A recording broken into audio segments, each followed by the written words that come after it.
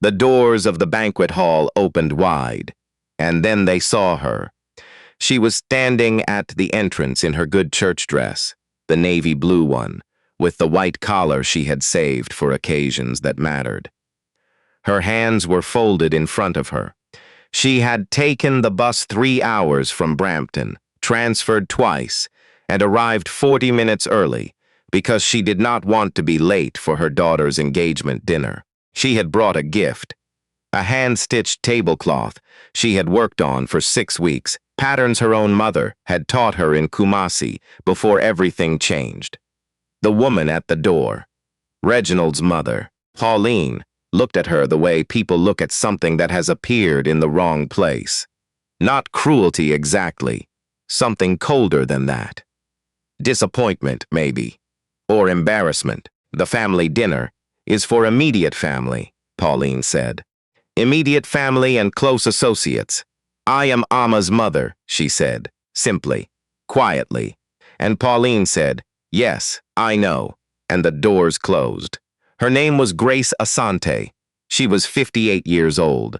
She had cleaned office towers in downtown Toronto for 22 years, night shifts, mostly, so she could be home when Amma got back from school.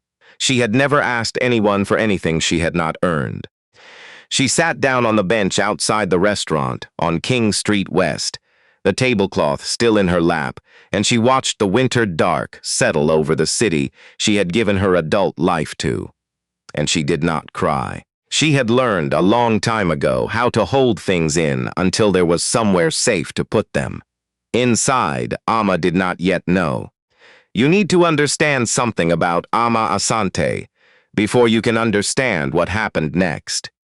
She had grown up in a 2-bedroom apartment on the 13th floor of a building off Dixie Road, where the elevators broke every other month and the hallways smelled like cooking from a dozen different countries. She had done her homework at the kitchen table while her mother slept before her shift. She had applied for every scholarship she could find. She had read the rejection letters and folded them neatly and put them in a drawer and applied again.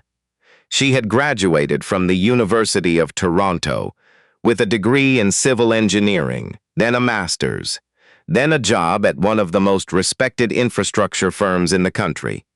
She was 31 years old. She had never forgotten where she came from. She called her mother every Sunday. She sent money home every month without making it a conversation.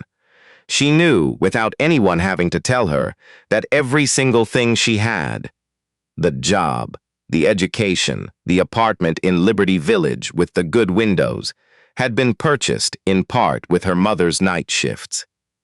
When she met Reginald Osei-Bonsu at a conference in Ottawa, she had been careful. He was from a Ghanaian family too, but a different kind. The kind with the house in Forest Hill, and the father who had gone to Upper Canada College, and the mother who sat on charity boards. Amma had told herself it did not matter. That people were people. That love was not about where you started. She had introduced her mother to Pauline over dinner at a restaurant in Yorkville 6 months earlier. She had watched Pauline look at Grace's church dress and her sensible shoes and her careful, formal English, and something in Pauline's face had gone very still. Amma had told herself she was imagining it. She had not been imagining it. The engagement dinner was Pauline's idea. 60 guests, private room, a restaurant that had a waiting list for reservations. Amma had asked 3 times if she could scale it back. Pauline had said, warmly, that she only wanted the best for her future daughter-in-law. And Amma had said yes, because saying no felt like making an accusation she could not yet prove. She had sent her mother the address, the time, the details. She had told Reginald that her mother would need a seat at the family table. He had said, of course, he had not told his mother, or he had, and his mother had made other arrangements. Amma found out when she saw the seating chart. She had slipped away from the cocktail hour to use the washroom and past the host's desk where the chart was laid out. She found her own name, Reginald's, his parents, his two sisters, his aunts and uncles. She ran her finger down the table arrangements, looking for her mother's name, and it was not there. There was no seat for Grace Asante anywhere in that room. She stood very still. Then she took out her phone and called her mother. The phone rang 4 times. Her mother picked up. "Mama," Amma said, "where are you?" A pause, one of those pauses that tells you everything. "I am outside, Amma, on the bench. I did not want to bother you." "Outside," Amma repeated. "It is fine. It is not so cold. I brought my good coat." Something moved through Amma's chest then. Something she did not have a clean word for in English, though she had one in Twi. It was the feeling of a thing you feared being confirmed. It was the closing of a door you had hoped would stay open. It was grief and fury arriving at the same moment, so tangled together you could not separate them. "Mama," she said. "Do not move." She hung up. She walked back through the cocktail room. 60 people in evening wear, glasses of wine and sparkling water, the kind of laughter that is meant to be overheard. She passed Reginald's 2 sisters without making eye contact. She passed his father, who was mid-story about a golf trip to Muskoka. She walked past the bar and the coat check and the host's desk. She pushed open the front door of the restaurant. Her mother was sitting on the bench outside with her tablecloth gift bag in her lap, and her good coat buttoned all the way up, and her hands folded the way they always were when she was being patient.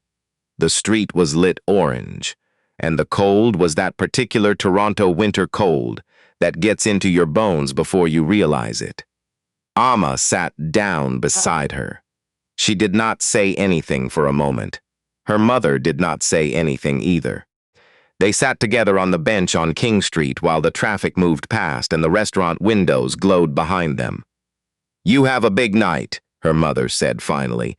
"You should go back in. I am already where I need to be," Amma said. Her mother looked at her. Then she looked away. "Amma, no," Amma said. "Mama, no, we are not doing that. We are not pretending this is fine." Grace Asante was quiet for a long moment. Then she said, in Twi, the phrase she had said so many times when Amma was young, and the world had been unfair in some small way. The teacher who had not called on her, the landlord who had taken too long to fix the heat, the ways that being who they were in the city they lived in sometimes cost things that were hard to name, she said. The tree does not apologize for its roots. Amma sat with that for a moment. Then she stood up. She held out her hand to her mother. "Come," she said. "We are going inside. Amma, Mama, you made a 3-hour trip. You made a tablecloth.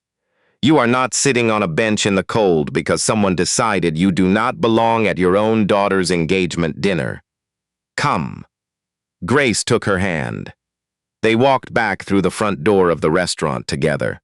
Now, if you had been standing in that private dining room at 7:43 on a Thursday evening, you would have seen something happen that the people who were there still talk about.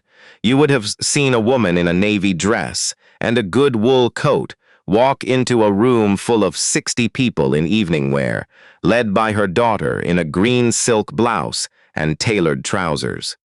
You would have seen Pauline Osi Bonsu's face do 3 things in rapid succession: surprise, calculation, and then a smile. The kind of smile that is an attempt to take control of a situation that has slipped. "Oh," Pauline said. "Oh, there she is. We were wondering where you. We must have had a mix-up with the seating." "There was no mix-up," Amma said. Her voice was even. She was not shouting. She was not crying. She was the calmest person in the room, which is sometimes the most frightening thing. "My mother was told she could not come in. She has been sitting outside for 40 minutes. The room went very quiet. Reginald appeared at the edge of the group. His face, when he saw his mother's face, and then Amma's face, and then Grace standing quietly at the door with her tablecloth in her hands, did something complicated. He started to say something. Amma held up one hand. Not rudely. Just, "Not yet. I want to say something," she said. and I want everyone to hear it." She looked around the room. 60 people, wine glasses paused halfway to mouths. Reginald's aunts, his colleagues. His father, who had stopped his golf story. 2 of Amma's work friends who had been invited. She realized now as an afterthought. "My mother's name is Grace Asante," Amma said. "She came to Canada 30 years ago with 2 suitcases and a nursing certificate that this country would not recognize. So she retrained, and while she was retraining, she worked nights cleaning buildings downtown so that we could afford our apartment. She worked nights for 22 years. She never missed a school play. She never missed a parent-teacher interview. She learned the bus routes so she could pick me up from swim practice at 10 at night and still make her shift. She ironed my interview clothes the morning I went for the job that eventually became the career that eventually brought me to this room and to this family." She paused. That woman right there, sat on a bench outside in the cold tonight because someone decided she was not the right kind of person to be at this table. Another pause. "I need everyone in this room to understand something about me," Amma said. "I am who I am because of who she is, not in spite of where I come from, because of it. And any table I sit at, any room I walk into, she walks in with me. That is not a negotiation. That is just the truth." She turned to her mother. "Mama," she said, "please come sit down." Grace Asante walked across that room with her tablecloth and her good wool coat, and she sat at the family table and nobody said a word. Not because they had nothing to say, but because some things, when they are said with that kind of quiet certainty, do not leave room for argument. Here is what nobody talks about when they tell this story, and it is the part that matters most. After dinner, after the toasts and the food and the awkward recalibration of 60 people who had witnessed something they had not expected, Reginald found Amma in the coat room. He said, "I should have made sure she had a seat." Amma said, "Yes, my mother." "Reginald," she said, not unkindly, but clearly, "I need to know that you understand what happened tonight. Not just that it happened, what it means." He was quiet. "Your mother decided my mother was not worthy of this room," Amma said. "And I need to know, I need to genuinely know what you think about that. Not what you say, what you think." He looked at her for a long time, and then he said something that Amma told her mother about later, in the car on the way back to Brampton, and that Grace Asante thought about for a long time afterward.